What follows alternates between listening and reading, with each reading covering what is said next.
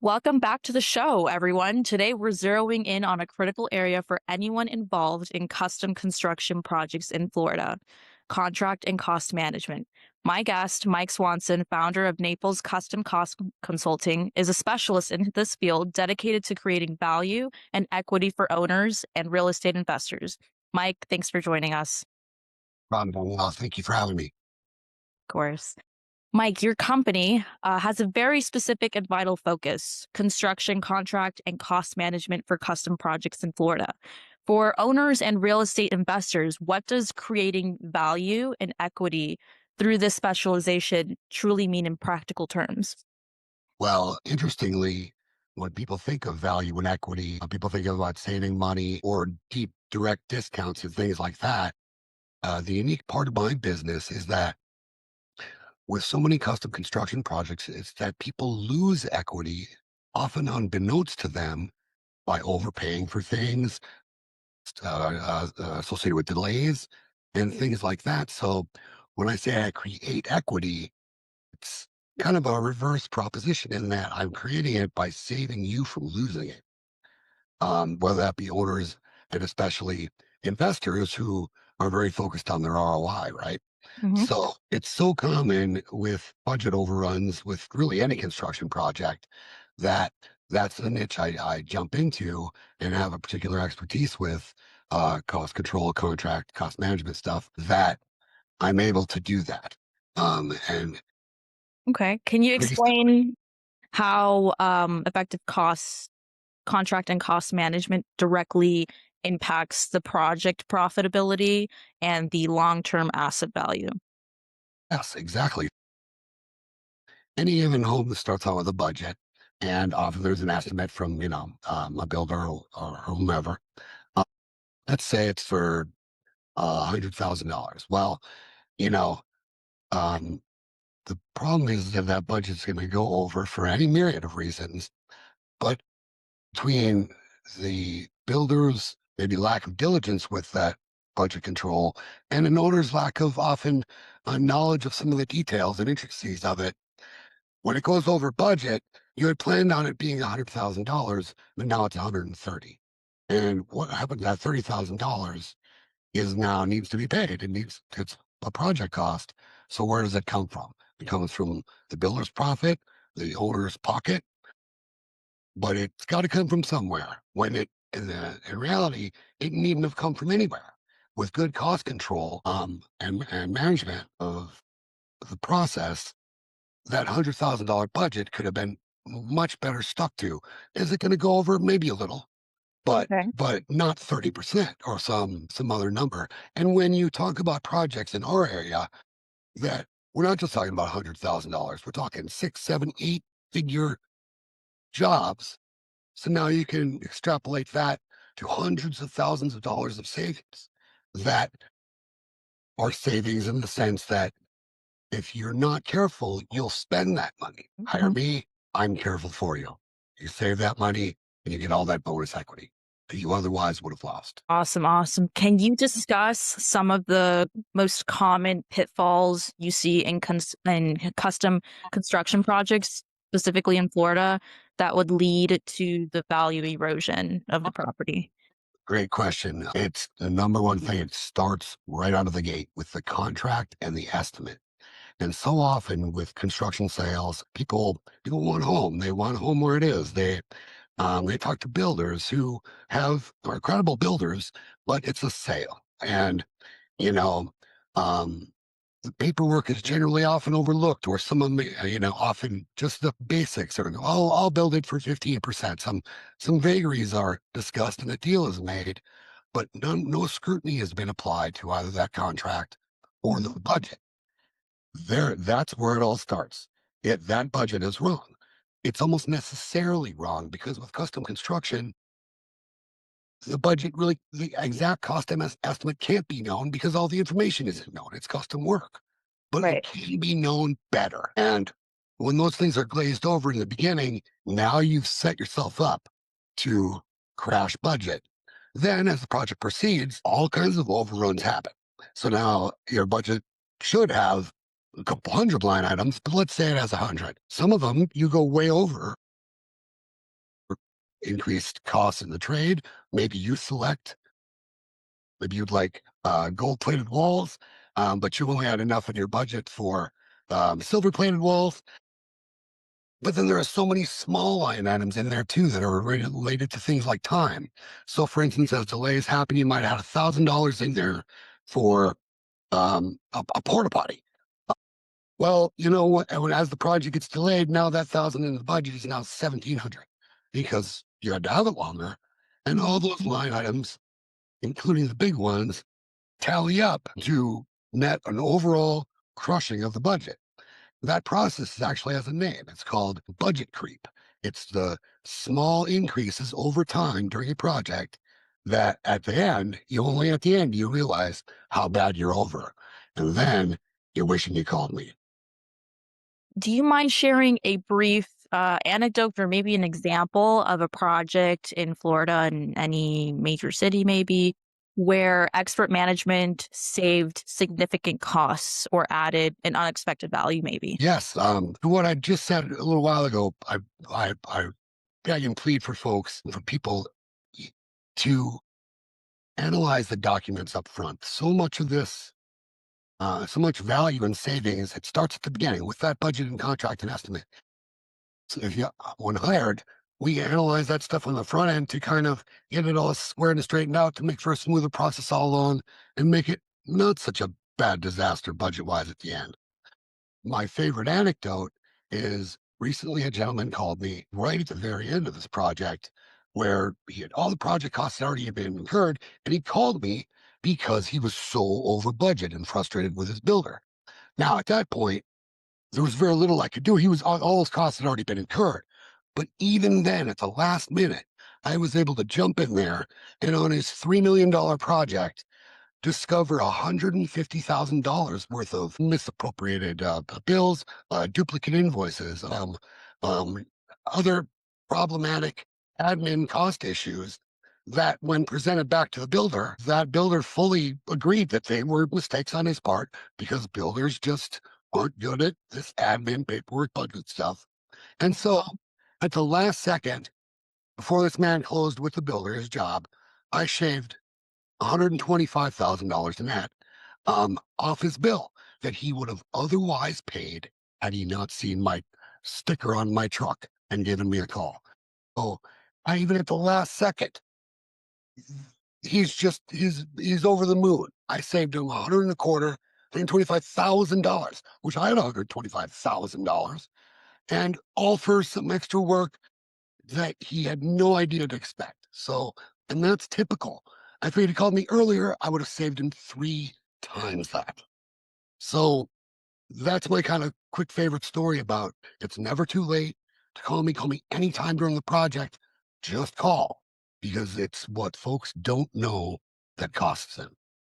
Right, right. That's a powerful point. It sounds like your expertise is about protecting and growing the investment. What are some of the initial signs that an owner or investor might be overlooking crucial aspects of their contract and cost management, potentially jeopardizing their project's values? Well, I think that's part of the problem is that folks don't necessarily know. And what happens is people maybe hire an architect, and in Florida, in Southwest Florida in particular, everybody knows everybody. I mean, there are a lot of connections and relationships there. So, for instance, maybe you'll hire an architect, and maybe you're a builder who knows that guy, and so the process unfolds. But I think owners are just excited about building a house, and they invest in the credibility and trustworthiness of these folks who have the credibility for their project. With a great architect, a builder has built several of these, but the problem is that they're sold, they're charmed, they're smiled, and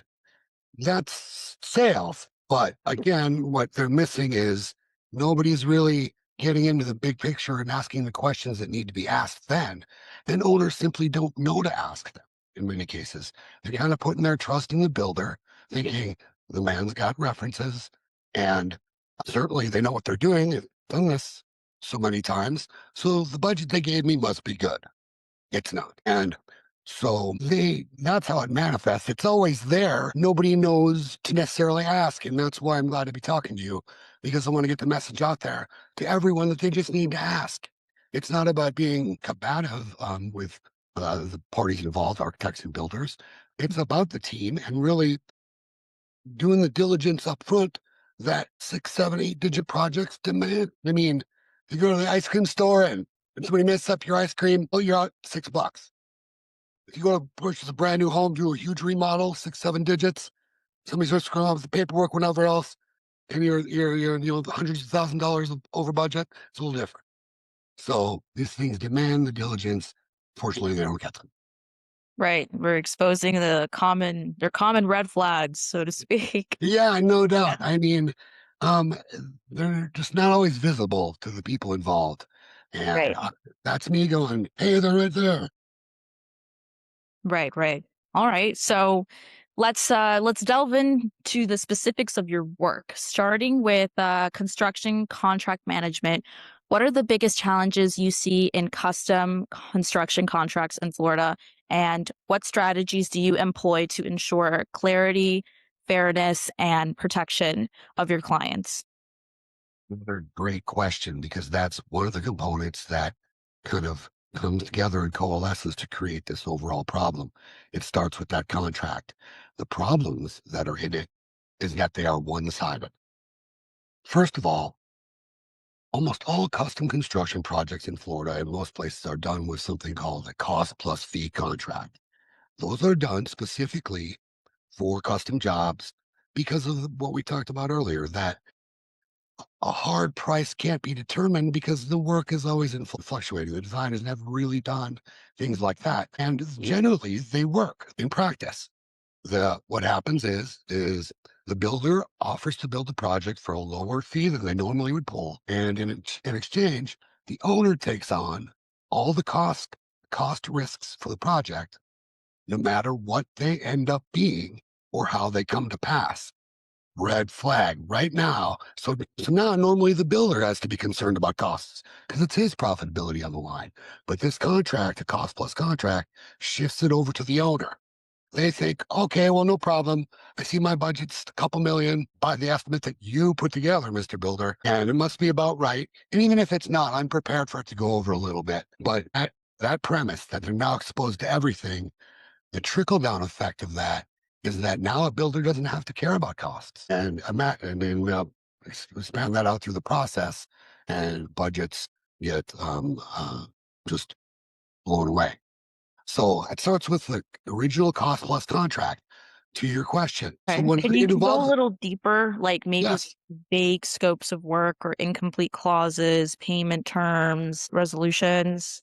So it's just to make the point that the cost plus fee contract itself isn't going away, and it's actually it works in a typical market. Southwest Florida is not a typical construction market, so you're not going to haggle the fact that a builder wants to use a cost plus fee contract. What you can haggle is insisting on language in it that covers you for or protects you and gives you means to push back when things go awry. But the most important piece of that with the contract, the budget is tied to it as an exhibit. You are agreeing to a price. That budget is wrong. It's missing a ton of information. It's low. Or the diligence that someone needs to apply is to make that budget more real. Check it to see that it includes money for all the things that should be necessary. And unfortunately, since the builder doesn't have to worry about costs, and because the information is a little loose, he can propose a budget that is not necessarily as complete as it should be. I'm not going to use the word bait and switch, but I mean, it has to do with, when owners trust you to build them a comprehensive estimate and that's not what they're looking at, that's a problem. I jump in there and reconcile those things with everybody in mind. It's not about being anti-builder. It's about coming to a mutually agreeable situation so that everybody can succeed moving forward. And there are other little clauses in the contract, like you want to measure supervision rates. What are the consequences of time delays? Mostly it's about putting in language that allows the owner some recourse when things go awry later, because as they're very one sided to the builder. Okay, so what are some suggested solutions that you offer on your part, whether, obviously thorough contract review, clear scope defining of certain terms and such? How do you handle change order processes? Another great question. I want to come back to the cost plus fee contract. Change orders apply to regular, typical home fixed price fee contracts, which is to say, when a regular Mr. Mr. Mrs. Smith buy a typical home like from a production builder, they're buying it for a fixed price, let's say $500,000. That fixed price contract, they get change orders for changes, formal documents that come with a cost, and then those get processed as extras. With a cost plus fee contract, there are no such thing as change orders. It's all handled so loosely and just on the run that changes occur without any formal documentation. Again, they're in pushing up the budget without anybody really knowing. There are no change orders to insist on. Builders should give owners what's called a change proposal to say, look, you've asked us to put gold plating on your walls. We only had silver in the budget. It's going to be this much more. Do you accept? But it's not a formal legal change order. It's more documentation of you drove this price increase, not us. But those documents are not handled at all. Almost every construction project down here is flown by a seat of its pants without any of this paperwork that is so critical to control. Most folks think that to protect themselves when they get a contract from a builder that they're considering signing, they have their attorney review it, as they should. But the fact is that attorneys review these things for some of the more typical legal language, maybe that's very prominent, but they don't speak construction. A quick anecdote: gentleman was going to sign to do a spec home with a builder. He, after kind of another again afterthought, reached out to me to review his contract. He said, "Oh, just give it a skim. My attorney's already blessed it." Well, no offense to his attorney, but due respect, I found 22 items, piece of language that would have adversely affected the client. And granted, 15 of them were, you know, a little maybe a little trivial, but 6 of them were deal breaker level contract issues that his attorney did not flag. So to your question, people, it's not enough that your attorney reviews your contract, because they aren't necessarily looking for or where to look for the construction language and intricacies that bite people on the back end. So yes, contract review and consideration, my specialty. But along with the budget piece, which attorneys can't speak to. So very few people are available to scrutinize budgets. Thus, the niche I fall into with my expertise. Builders aren't going to be so forthcoming, and often you're not going to find somebody who's going to scrutinize another builder's information. I do that because it's the right thing to do, and most builders would agree. They're actually glad that I'm helping out.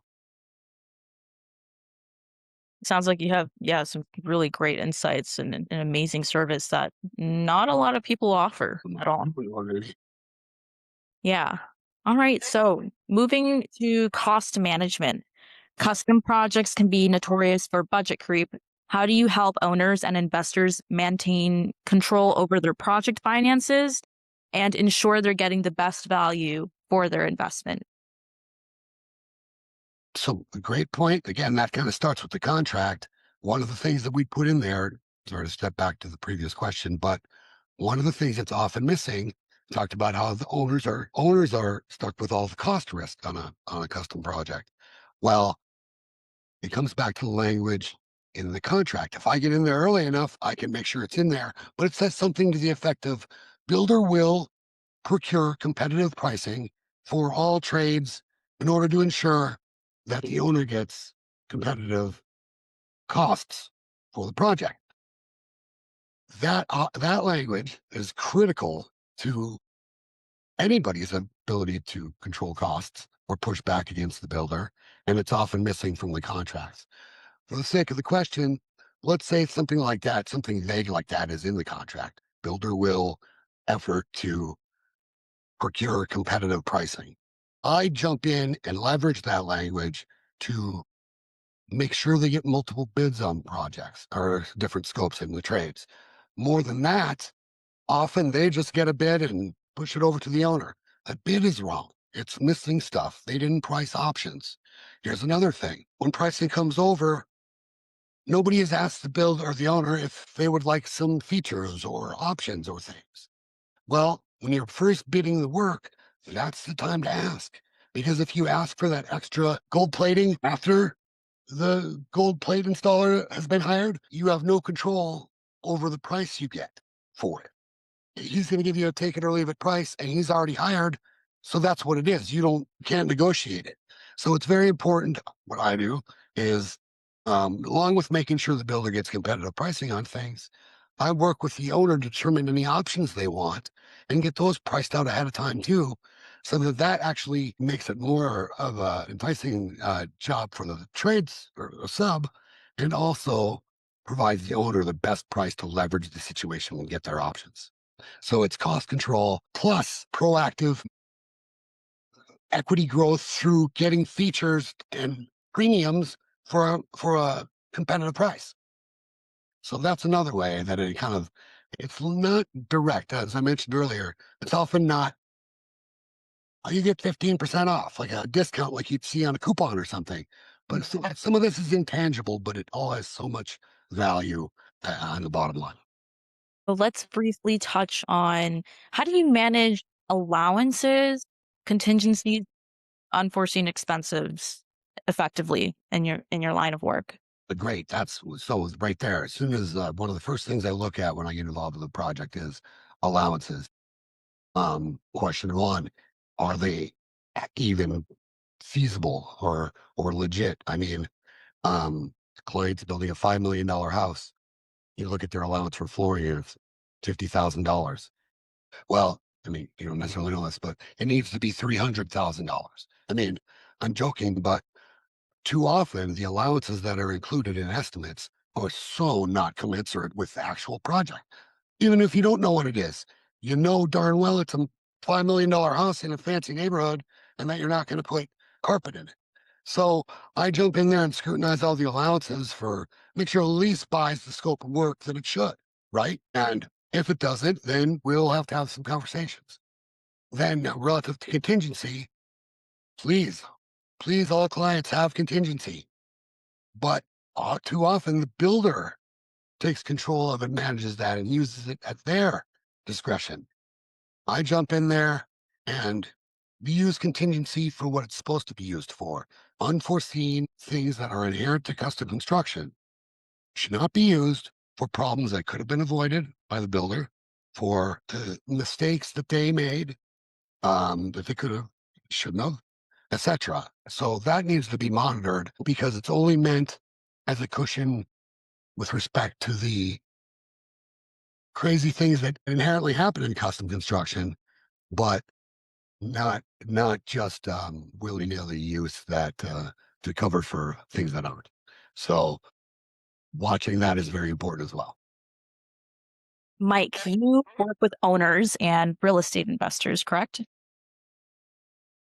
How do you integrate with their existing teams or contractors to ensure a seamless process without stepping on toes while still advocating for your client's best interests? Great question. The answer is I don't know. No, I'm kidding. What happens is that the fact is that every every builder is generally never thrilled in the beginning that an owner's rep has been brought onto the project. They usually take it to mean that they are either failing or going to get micromanaged or they feel slighted or any of a million different things. That's neutral. From the owner's point of view, that's not worth, shouldn't be worth not hiring an owner's rep, being concerned that you're going to upset the builder. For my part, I have been in the market for over 25 years. I know all these different builders. I've often helped a lot of them with the things that they struggle with, these admin budgets and things. But my tact is to work with them. Often builders struggle to get answers from clients and the signatures on things. And so, yeah, as an owner's rep, I'm advocating for the owner, but I also help the builder to get the things that they're struggling to get from the owner. So, and where their paperwork things are problematic, I help them through it. It's not adversarial. I don't attack them about it. So, in a sentence, no builder is thrilled when an owner's rep comes on board. And maybe they never will come around to it. But ultimately, they need to because it's the owner's prerogative and it's the owner's investment. And they should be more than entitled to have somebody in their corner to monitor their 6, 7, 8 digit dollar figure investment. A good builder will recognize the owner's rep as a member of the team. It shouldn't be adversarial. Mm. Because so it often doesn't start out real good. But I work with them, and once they see that I'm not out to get them, so to speak, or get in their business so much, then they usually come around. Right, right. So your collaboration helps kind of maintain an objective oversight, so to speak. Uh, Absolutely, with Yeah. a lean towards the owner. I mean, I won't, Of course, yeah. but I mean, but I think I'm very reasonable and objective and fair with folks. And a good example is builder might give an owner change orders. Might give an owner a bill for $5,000 for some extra work that they did. Owner might, wow, $5,000, $5,000. No, and I might know that that's too much. I'll talk to the builder and we'll try to justify it. Usually, oftentimes we'll split something like that. Hey, look, 5,000, come on. And we negotiate to maybe 3,500. The owner's pleased, the builder's pleased. Or if it is legitimate, I'll go back to the owner and say, no, this is legitimate. Builder gets paid as he's supposed to, and things move on. So yeah, it's not adversarial. A lot of owners want it to be. Sometimes they hire you they want you to jump in there and start screaming, but that's counterproductive all around. And I quickly am able to, you know, show owners that that doesn't necessarily equal progress. And then the other team members, like the architect and interior designers, sometimes they give me a look too because they feel like I'm coming at their budget. They feel like I'm gonna take away from the architectural integrity of their home by cutting costs. And the interior designer definitely doesn't want me monkeying with their money for finishes. That's not my that's You can have whatever finishes you'd like. We're just gonna get them at a good competitive price and things like that. So I kind of get the eagle eye from everybody in the beginning, but they quickly see that we're all in it together and I'm not out to take from their skills and scope. We're all a big team. Yeah, you're giving valuable insight for the homeowner. Yeah, I mean, and the point being that often owners don't know. They don't know what to ask, and some of them don't. Some of them are worried about conflict with their builder, like they're afraid to kind of stand up. And when they look at their contract, because they didn't call me first, their contract gives them no power to push back. So my jumping in is kind of as their owner's rep is exactly that, to kind of bring things back to a balance and communicate some of those things that aren't being communicated, but need to be. And with the goal of it moving forward as a win-win-win-win, really. Yeah, It can be that. It really can. you can. So, for an So owner or investor embarking on a custom construction project in Florida, what's one crucial piece of advice you'd give them regarding contract and cost management, something they may not typically consider?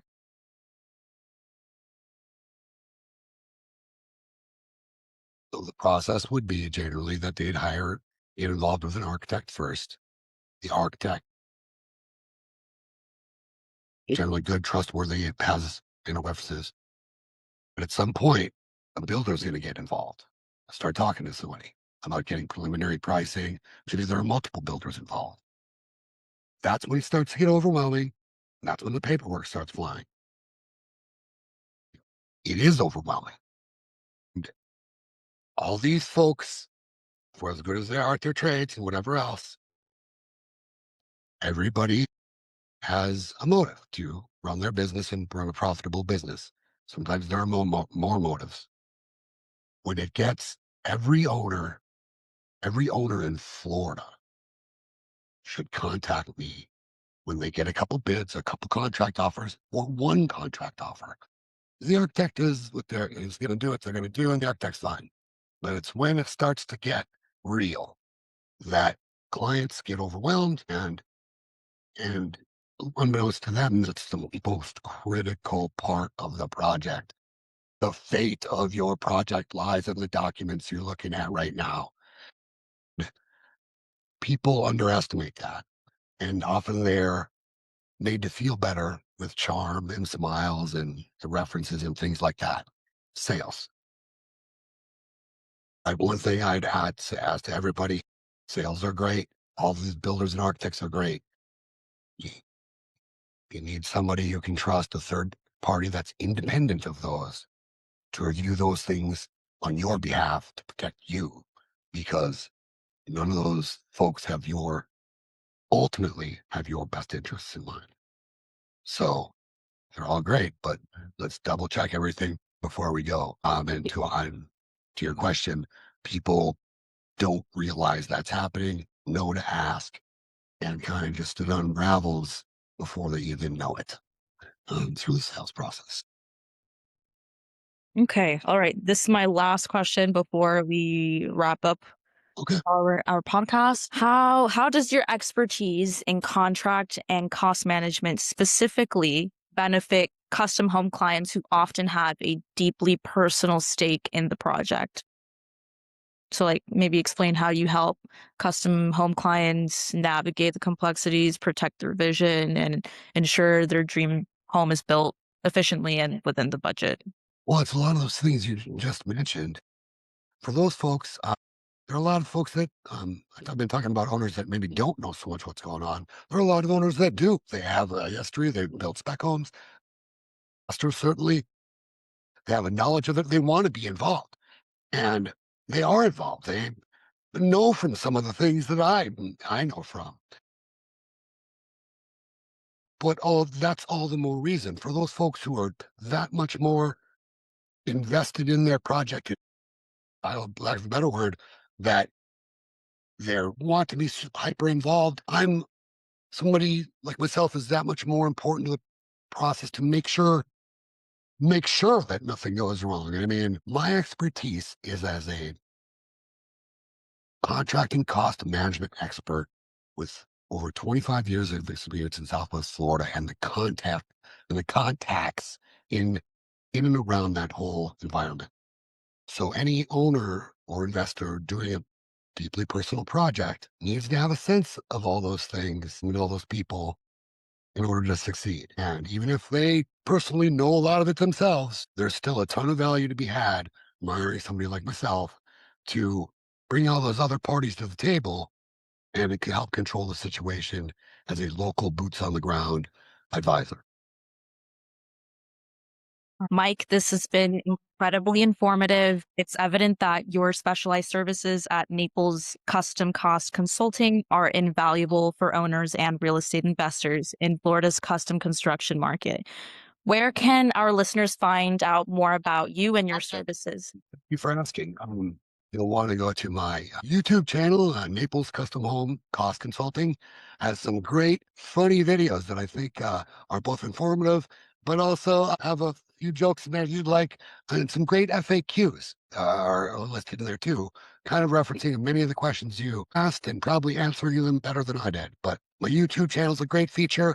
So my website is, funnily enough, it's your owner's rep or builder. Yeah, I am told that that's your owner's report or builder. I'm like, so my bad, but it's your owner's rep or builder.com. I would advise anybody, give me a call. But we need to talk through your project and your immediate situation. And I say immediate. Any client with any custom construction project in Florida needs to give me a call as soon as possible, but they can at any time during the project. And referencing my anecdote to the gentleman who called me at the literal last minute, and I still saved him $125,000. Give me a call and we'll get jump in there and get to the paperwork later and let's get to addressing your issues. Mike, thank you again for sharing your expertise with us today. No, no, thank you for having me. This is exciting and hope glad to get the message out there. Yeah. And thank you to our listeners for tuning in. Join us next time for another deep dive into the world of business and growth. Thank you.